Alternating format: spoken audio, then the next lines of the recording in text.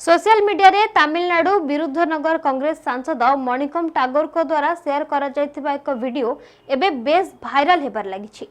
Share करा जायथिबा video रे देखिबा को मिलुछि जे नुआ संसद भवन छातरु पानी गळुछि ओ तळे पानी को धरि रखिबाकू एक बाल्टी रखा जायछि।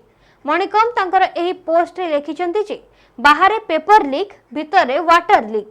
राष्ट्रपति द्वारा व्यवहार करा जाउथबा संसदर लॉबी हॉल रे छातरु पानी गळुछि जहा संसद रे मौसुमी संबंधी समस्या को उजागर करुछि।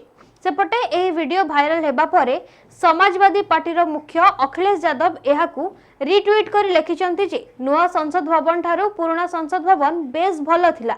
एबे जे पर्यंत नुआ संसद भवन छातरु पानी गळिबा बंद न होइछि से समय पर्यंत आमे पुराना संसद गृह को फेरी जिबा उचित। यह सह अखिलेश लिखिचंती जे बीजेपी द्वारा निर्मित समस्त कोठार छातरु पानी गळुछि। यह बीजेपी एक प्रायोजित कार्यक्रम।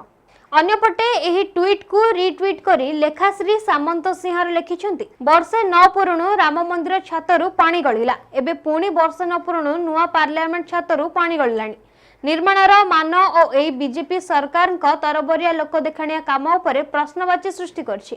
आगामी दिन में डबल इंजिन कौन अवस्था हेउछि देखिबाकू बाकी रहिला। Bureau report Niladri Shah media. एभली खबर पई हम चैनल को लाइक शेयर एवं सब्सक्राइब करंतु। रहुछि नमस्कार।